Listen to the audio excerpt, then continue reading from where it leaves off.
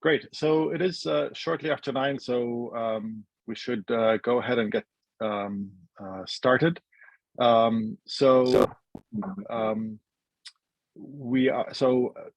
Just pointing out again our workshop page. So it's been updated already. So videos from yesterday's, the recording from yesterday's have been updated. I tried to trim out any excess stuff, but they're there for your convenience along with the exercises from yesterday. So if you missed anything yesterday, definitely feel free to explore these on your own, but also feel free to share this with people in your groups or your departments, as they can essentially take this course on their own and follow the webinars and then walk through the tutorials. So today we're going to be focusing on the Genome browser. We're going to switch it directly to Gloria Geraldo Calderon, who will kick us off with an introduction on the Genome browser, and then we will follow the schedule as posted here. So Gloria, I'm going to stop sharing, and I think we'll turn it over to you whenever you are ready. Hi, Omar, and hello, everybody. Very nice to have you all here. Going to share screen.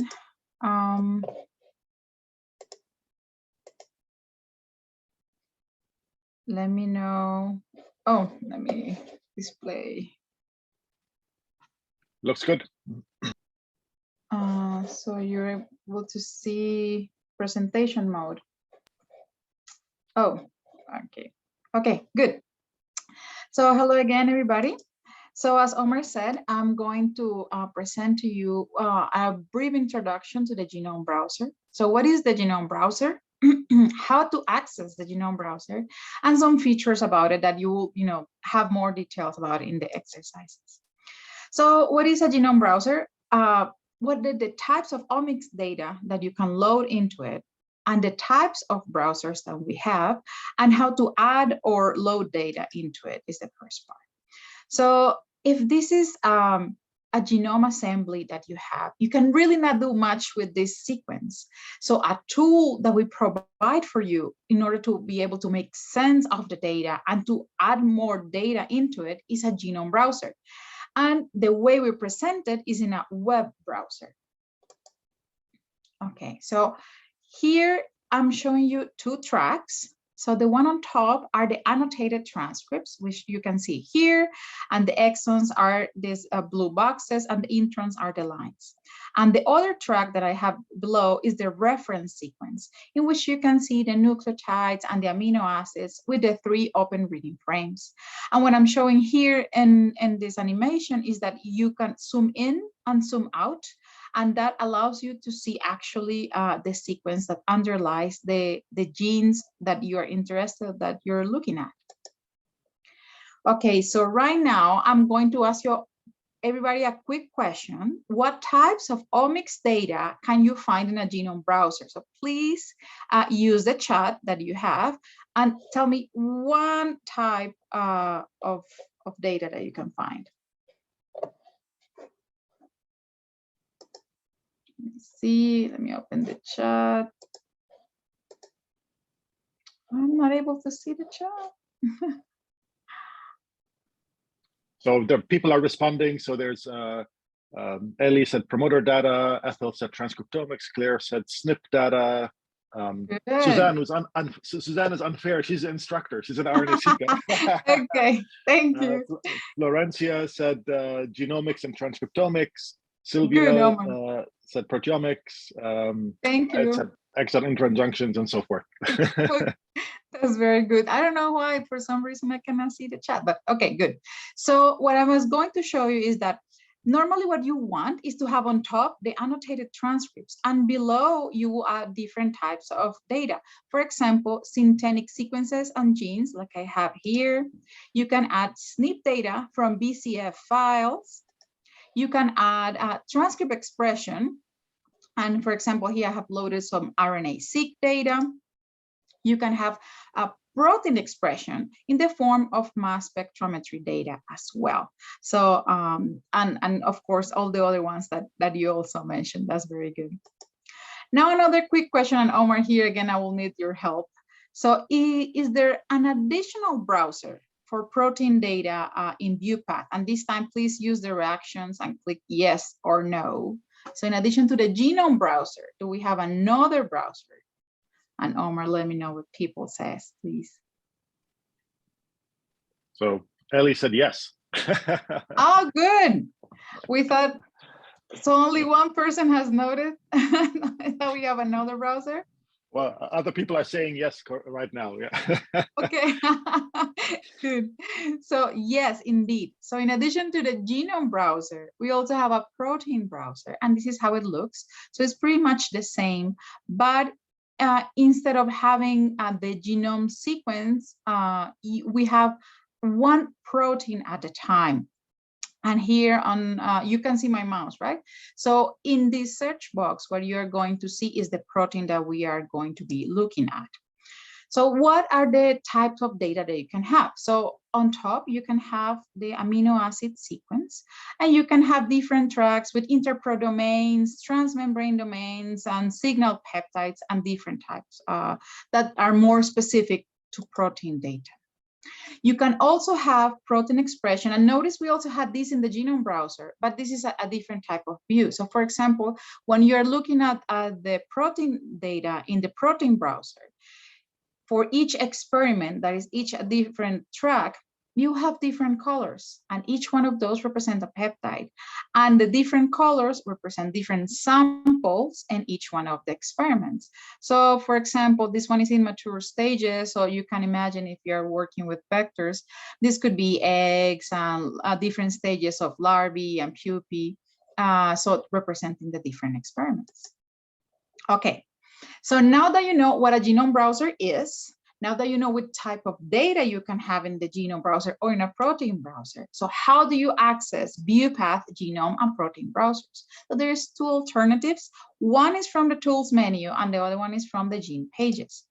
So if you are in the home page, go to tools, select genome browser, and they'll will load a page that will look like this. That is exactly what I'm being showing to you. You can use also site search, look for a specific gene, and when you select it, in the gene page, there's a link to the genome browser, to the protein browser, and also along the page, using the table of contents, there's different sections. For example, this one, the gene models, where you have the genome browser. And if you click on scroll and zoom, you enable that, you are able to interact from the gene page with the genome browser. If you unselect it, you are not able to move around. So it's up to you how you want to interact. The orthology and synteny section also has a link to the genome browser. We also have one in the sequence analysis section. And notice that tracks in each one of these sections are different. And here we have a link to the protein browser, not the genome browser. And in the proteomics, again, what I was showing you. So notice that we have these two different types of browsers. So when I click on it, I can continue to interact from the gene page, or I can come directly here and I can zoom or move around. And during the exercises, you are going to have time to actually play around with this.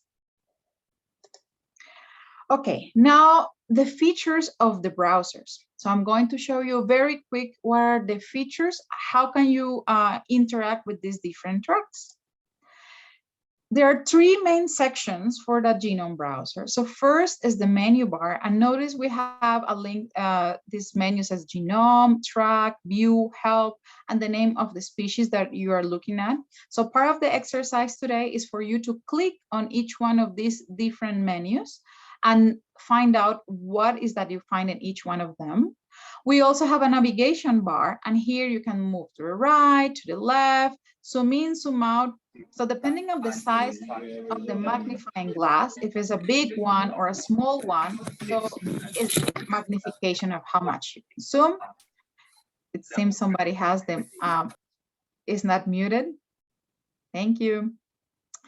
And also the genomic view, which is where you find all the tracks. How can you add tracks? So I've been telling you, you have different tracks options. So you can click on select tracks to add more. And how can you close them or delete them? Is you click on the X next to them. You are not deleting them forever. It's just temporarily. if you don't want to see them.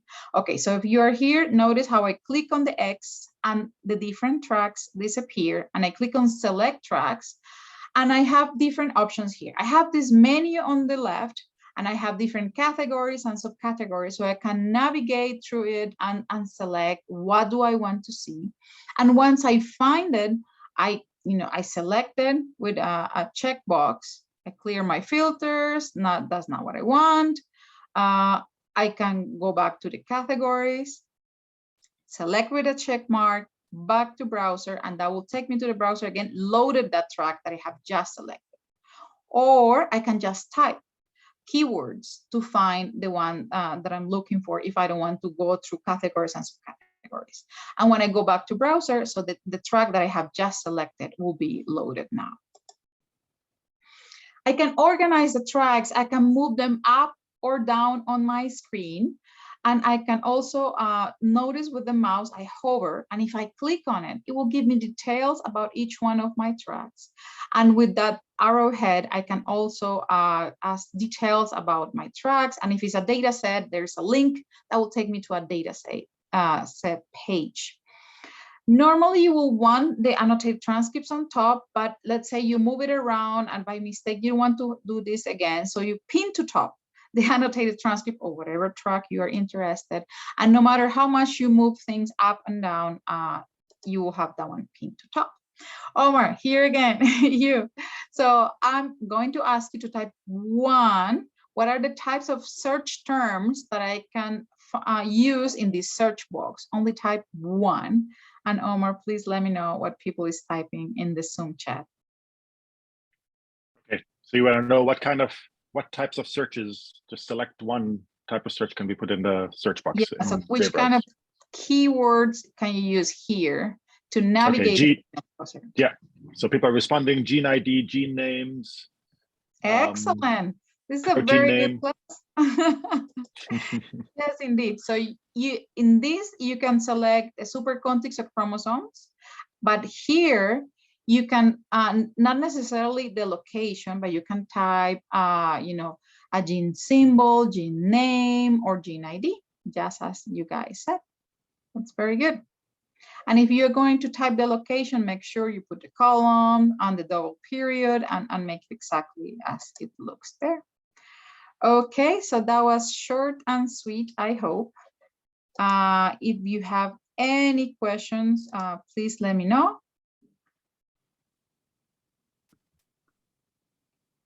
Great, thanks, Gloria. Sure, and we can go now to the exercises. Yes, so as Gloria indicated, we'll basically be doing a lot of the things that she highlighted very quickly, but we'll actually do them ourselves during the breakout. So again, as a reminder, make sure you go to the workshop page, and Uli already linked that in the chat box, so you can just click on that. And then if you go to our, for today's date, basically, I can actually share this quickly. Here we go. So if you go to the exercise, or the workshop page, sorry, I was losing words. You'll notice here that we have for Tuesday, December 14th, which will populate with the videos later today. But you'll see here that today's right now at, we're starting a little bit early. There's a Genome Browser Basics exercise. So go ahead and make sure you download this. And then Rachel, as soon as you're ready, we can start the breakout rooms. Okay, it'll be just a minute. Okay, no problem.